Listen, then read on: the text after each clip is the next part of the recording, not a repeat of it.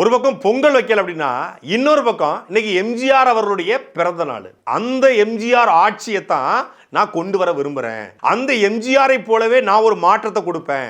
1967 அண்ணா வென்றது போல, 1977 எம்ஜிஆர் வென்றது போல 2026 நாங்க வெல்லுவோம். யாரு? தலைமை தற்கொலை தொடங்கி கடைசி தற்கொலை வரைக்கும் பேசிக் கொண்டிருக்கிற ஒரே வாக்கியம் எம்ஜிஆரை போல எங்க ஆளு.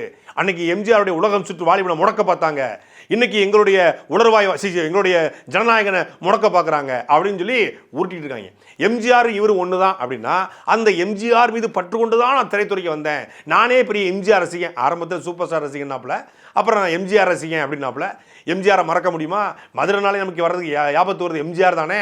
மதுரைக்கு எம்ஜிஆருக்கு என்ன சம்மந்தம்னு யாருக்கும் தெரியல. ஆனால் சொன்னாப்புல மதுரைனாலே நமக்கு எம்ஜிஆர் தான், நம்ம வாத்தியார் தான் அப்படின்னாப்புல. அப்படிப்பட்ட எம்ஜிஆரோட பிறந்த நாள் இன்னைக்கு.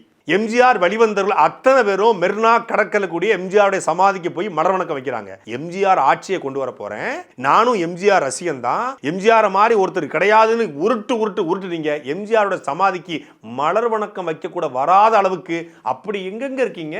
அப்படி என்ன வேலை பார்த்துட்டு இருக்கீங்க?